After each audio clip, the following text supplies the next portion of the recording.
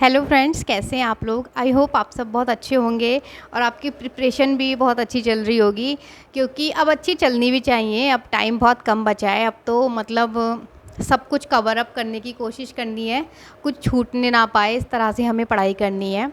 आज मैं बहुत दिनों बाद वीडियो बना रही हूँ, मेरे को बीच में टाइम नहीं मिला था, तो फिर मैंने सोचा आज छोटा सा एक वीडियो शूट कर लेती हूँ, उसके बाद फिर पढ़ाई करूँगी मैं अपनी।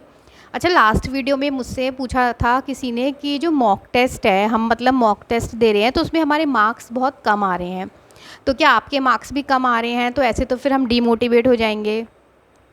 तो देखो, जो मॉक टेस्ट होते हैं ना, उसमें अक्सर मार्क्स कम आते हैं, क्योंकि देखो जो एग्ज़ाम में टॉपर होता है ना, जो मतलब कोई भी एग्ज़ाम टॉप करता है, अगर वो भी जब मॉक टेस्ट देता है ना, तो उसके मार्क्स भी उतने नहीं आते हैं, क्योंकि मॉक टेस्ट का लेवल अलग होता है और जो हमारा रियल एग्ज़ाम होता है ना, उसका लेवल अलग होता है। एग्ज़ामिनर का पेपर सेट करने का जो तरीका है, जो उनका पैटर्न है, वो थोड़ा अलग होता है। वो मतलब कॉपी नहीं कर पाते हैं जो मॉक टेस्ट बनाते हैं, क्योंकि देखो मॉक टेस्ट तो वही बना रहे हैं जो मतलब कोचिंग इंस्टीट्यूट वाले टीचर्स हैं जो हमें पढ़ाते हैं, तो मॉक टेस्ट भी वही सेट करते हैं, या उनके जो एक्सपीरियंस जो मतलब स्टूडेंट होते हैं कई बार वो सेट कर देते हैं मॉक टेस्ट।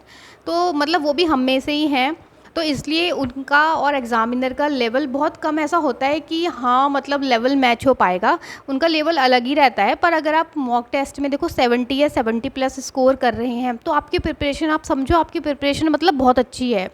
आप जब एग्ज़ाम में बैठेंगे तो आप बहुत अच्छा स्कोर करेंगे। बेसिकली मॉक टेस्ट जो होता है ना, वो हमें पैटर्न सीखने के लिए होता है। देखो, टाइम मैनेजमेंट के लिए होता है। जैसे कुछ स्टूडेंट होते हैं ना, जो एग्ज़ामिनेशन हॉल में जाके नर्वस हो जाते हैं, और मतलब नर्वस होके उनका जो टाइम मैनेजमेंट है वो नहीं हो पाता। कुछ स्टूडेंट तो ऐसे होते हैं जो पूरे मतलब 100 क्वेश्चन आते हैं, वो उन्हें देख ही नहीं पाते, बीच में ही मतलब कॉपी उनसे ले ली जाती है कि भाई हो गया एग्ज़ाम। तो मतलब उनके लिए ज़्यादा बेनिफिशियल है, उनको टाइम मैनेजमेंट होगा, उन्हें एग्ज़ाम का एक पैटर्न मतलब समझ में आएगा कि हिंदी के इस तरीके से 20 क्वेश्चन सेट होते हैं। फिर रीजनिंग भी आती है, 10 क्वेश्चन रीजनिंग के होंगे, जीएस, जीके, यूके, यूके मतलब उत्तराखंड, इस तरीके से मतलब क्वेश्चन उसमें सेट होंगे, तो उन्हें एक पैटर्न समझ में आएगा। उनके लिए तो देखो इंपॉर्टेंट है, उन्हें एक बार मॉक टेस्ट दे देना चाहिए। पर मतलब ऐसा भी नहीं है, कंपलसरी भी नहीं होता कि मॉक टेस्ट मतलब कंपलसरी ही है, मतलब तैयारी कर ली तो मॉक टेस्ट देना कंपलसरी है वरना सिलेक्शन नहीं होगा, ऐसा भी कुछ नहीं है। आप पीवाई क्यूज़ देख लो, जो प्रीवियस ईयर के क्वेश्चन पेपर होते हैं ना, आप उनको उठाओ, उन्हें सॉल्व करो, तो वो भी तो एक मॉक टेस्ट ही है। वो भी आपको मतलब उसमें भी पूरा पैटर्न समझ में आएगा, वो तो एक रियल एग्ज़ाम है ना। उसमें से आप पैटर्न देख सकते हैं किस तरीके से पेपर आया था, और उसको सॉल्व करके देखो एक बार, तो वो आपके लिए वही मॉक टेस्ट है। उसकी एक वेबसाइट है studyfry.com, आप वहाँ से ले लीजिए, कोई भी मिल जाएगा।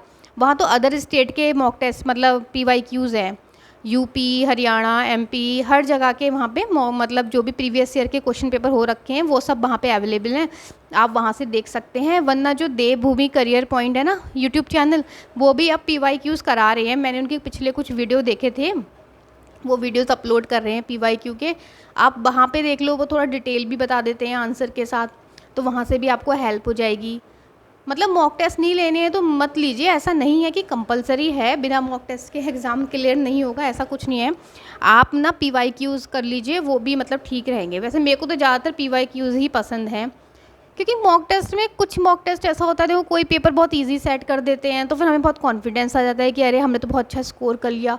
फिर कोई मॉक टेस्ट आएगा, वो इतना कठिन, इतना डिफिकल्ट सेट कर देंगे, फिर हमें लगेगा हमारी तो अभी कोई प्रिपरेशन ही नहीं है, हम तो अभी कुछ जानते ही नहीं है, ऐसा पेपर आ गया तो फिर हम क्या करेंगे एग्ज़ाम में। तो इसलिए पीवाई क्यू मतलब बेस्ट हैं, वो रियल एग्ज़ाम होता है और उसके क्वेश्चंस होते हैं, तो हम उसे सॉल्व कर सकते हैं ना। तो उसका आंसर ये था कि आप ऐसे टेंशन मत लो मॉक टेस्ट की, कम मार्क्स भी आ रहे हैं तो अपनी प्रिपरेशन पे कॉन्फिडेंट रहिए एकदम, मतलब पूरा सिलेबस कंप्लीट करिए, सिलेबस के अकॉर्डिंग पढ़िए, और कोशिश करिए कि कुछ छूटे ना, है ना। हर सेक्शन अच्छे से पढ़ के जाना है। मैं भी अब मैंने हिंदी स्टार्ट कर दी है, मैं हिंदी पढ़ रही हूँ अभी। तो मैंने कल तो, हाँ आज जो फर्स्ट चैप्टर था ना वो मैंने छोड़ दिया था, तो वो मैं आज करूँगी। जो पहला चैप्टर है भाषा वाला, भाषा और उसके बाद वर्णमाला, तो भाषा वाला चैप्टर मैं आज पढ़ रही थी, मैं अभी अब वीडियो के बाद दोबारा कंटिन्यू करूँगी। तो मतलब हर चैप्टर ना अब इस तरीके से पढ़िए, क्योंकि अब इतना टाइम तो है नहीं कि हम हिंदी अभी एक बार पढ़ लेते हैं फिर दोबारा वापस रिवीजन के लिए आएंगे। रिवीजन के लिए टाइम ही नहीं बचेगा, क्योंकि अब देखो जुलाई चल रहा है, जुलाई भी मतलब आज 10 तारीख है ना, एक हफ्ता तो निकल गया, दूसरा हफ्ता निकलने वाला है। तो फिर अब इतना टाइम नहीं है, तो अब जो भी सब्जेक्ट पढ़ो, आप जो भी टॉपिक पढ़ो ना, उसे इस तरीके से पढ़ो कि उसका रिवीजन करने का समय नहीं है, वो फुल एंड फाइनली पढ़ना है।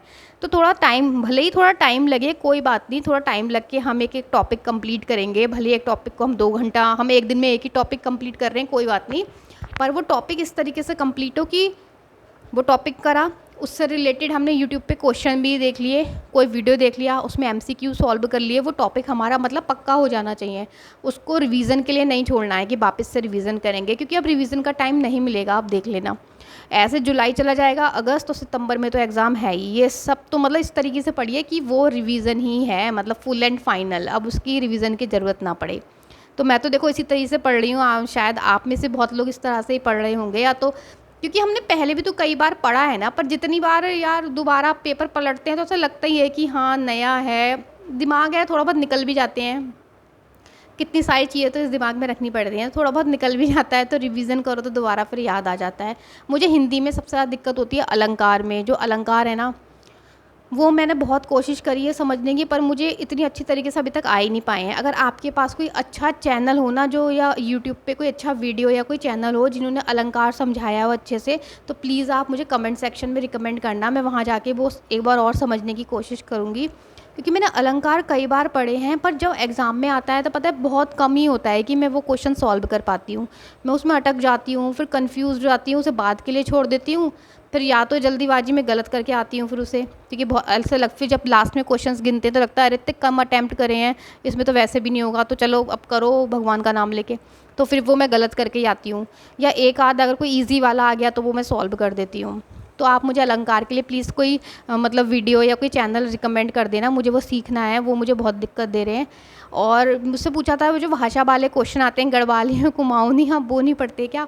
वो मैं पढ़ती हूँ, पर देखो उनका हम व्याकरण कैसे याद करें, इतना बड़ा हिंदी का व्याकरण तो हम पढ़ रहे हैं, अब गढ़वाली कुमाऊनी, अगर देखो जो मुहावरे आते हैं ना, कोई मुहावरा आता है पहाड़ी भाषा का ना, गढ़वाली या कुमाऊनी, क्योंकि मैं पहाड़ी नहीं हूँ, तो मतलब मेरी देखो लैंग्वेज मुझे ऐसे मेरे को नहीं पता व्याकरण, पर जो मुहावरा आता है ना उसके 4 फिर वो होते हैं ऑप्शन। तो अभी तक कोई भी मतलब जितने मैंने पेपर दिए हैं और जब से स्टार्ट हुआ है, तो कोई भी वो लोकोक्ति या मुहावरा जो आता है मेरा गलत नहीं हुआ। वो मेरा सिक्स सेंस है या मेरा कॉमन सेंस है, मतलब वो मैं जोड़ लेती हूँ, रिलेट कर लेती हूँ। जैसे मैंने पढ़ा, मैं तो 2-3 बार पढ़ती हूँ, फिर मैं उसका जब आंसर जब मैं सेलेक्ट करती हूँ तो वो हमेशा सही सेलेक्ट होता है, वो तो मैं कर लेती हूँ देखो। पर वो अगर सिर्फ एक शब्द दे दिया कि इस शब्द को गढ़वाली भाषा में क्या कहते हैं, या गढ़वाली भाषा का ये शब्द है या कुमाऊनी भाषा का ये शब्द है, इसे हिंदी में क्या कहेंगे, तो यार वो बहुत दिक्कत देते हैं, है ना, क्योंकि सिर्फ एक शब्द का मतलब खोजना बहुत मुश्किल होता है। या तो हमें वो लैंग्वेज का थोड़ा पता हो, है ना, पहाड़ वगैरह मतलब ऐसे रहे हों वहाँ के कल्चर में, तो वहाँ की भाषा सुनी हो, क्योंकि बहुत से बच्चे जो पहाड़ से हैं वो भी नहीं समझ पाते ना, क्योंकि फिर स्कूलिंग वगैरह सब यहाँ होती है प्लेन में, तो फिर सब भूल जाते हैं। तो हाँ, वो सिर्फ एक शब्द जो आता है ना उसका आंसर नहीं मिल पाता यार, फिर दिक्कत तो देते हैं, पर ऐसा करना नहीं चाहिए था ना आयोग को। इतने टाइम से लोगों का सिलेक्शन हो गया उस पैटर्न में, अब जब हमारा नंबर आया वो पैटर्न ही बदले जा रहे हैं, कभी कुछ कभी कुछ। अब देखो वहाँ का व्याकरण इतना बड़ा व्याकरण होगा वहाँ का, वो कैसे याद कर लेगा, कोई नहीं कर सकता ना।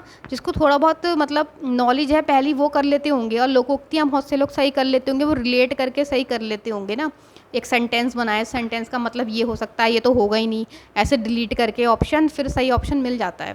पर सिंपल शब्द के लिए बहुत दिक्कत आती है यार, तो वो मेरे को भी दिक्कत आती है। अब मैं जितना शब्द मतलब याद कर सकती हूँ मैं कर लेती हूँ, बहुत सारे शब्द तो मैं याद नहीं कर सकती ना, वो तो लक है, बाई चांस पढ़ा हुआ शब्द आ गया तो सही हो जाएगा, वरना फिर अब 20 में से 2-4 क्वेश्चन जो छोड़ेंगे तो वो उनमें से ही छोड़ेंगे, बाकी कोशिश करेंगे कि सब अच्छे करके आएँ।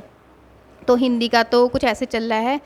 और अच्छा, हाँ अब हाँ फिर लास्ट में देखो मैंने ज़्यादा कमेंट्स मतलब पढ़े थे, पर मैंने अभी लिखे नहीं है कि मुझे किस किस का जवाब देना है। ये वीडियो में रैंडम मतलब ऐसे ही शूट कर मतलब करना स्टार्ट कर दिया था, जो जो मुझे पहला याद है, मैंने कहा वही बात आज कर लेते हैं। और फिर अब लास्ट टाइम है, अब अच्छे से आप पढ़िए, मैं भी बहुत मतलब ध्यान से पढ़ ही रही हूँ। देखो यार अपना तो मतलब 100% देना है, क्योंकि हमारे पास अब इतना टाइम है नहीं। और दूसरी बात, उत्तराखंड में देखो वीडियो के बाद अब कौन सा एग्ज़ाम होगा कुछ नहीं पता, बस वीडियो का एग्ज़ाम भी ऑन टाइम हो जाए, ऑन टाइम सब कुछ हो जाए तो अच्छा ही है। और मतलब ये मौका सोचो कि लास्ट मौका है, दूसरा मौका कब आएगा क्या पता यार।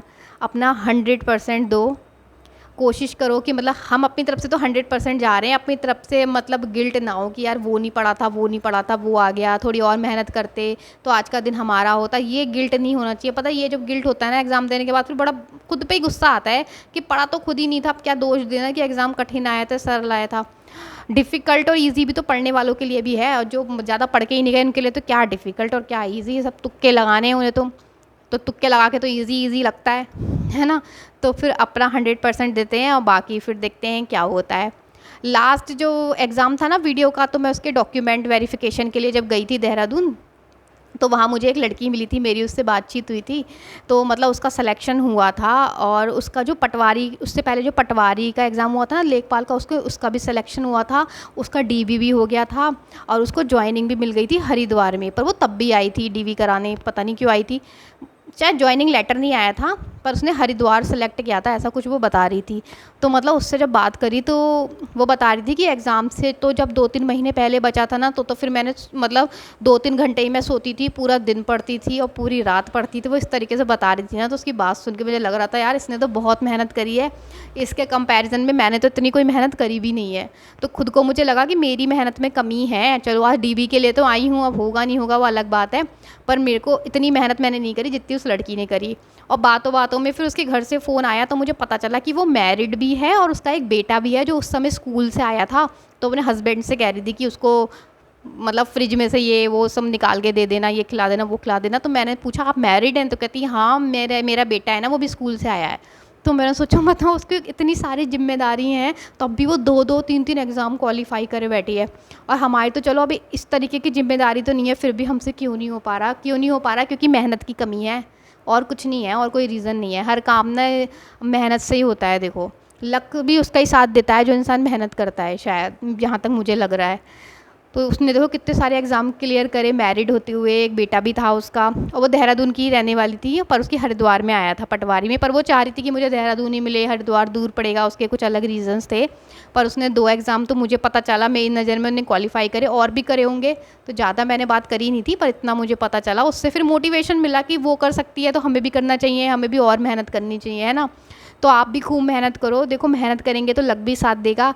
फिर क्या पता अब हम सितंबर में जब एग्ज़ाम दे के आएँ तो उसके बाद जब हम वीडियो बनाएंगे तो डिस्कस करेंगे कि इतने अटैम्प्ट करें, हम खुश होंगे कि शायद मेरिट में हमारा नाम होगा।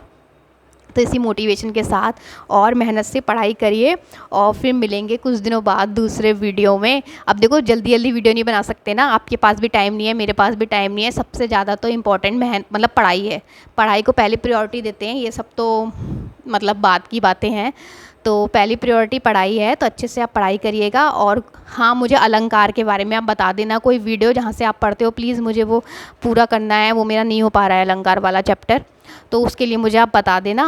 और फिर हम नेक्स्ट वीडियो में मिलते हैं, तब तक अपना ध्यान रखिए और अच्छे से पढ़ाई कीजिए।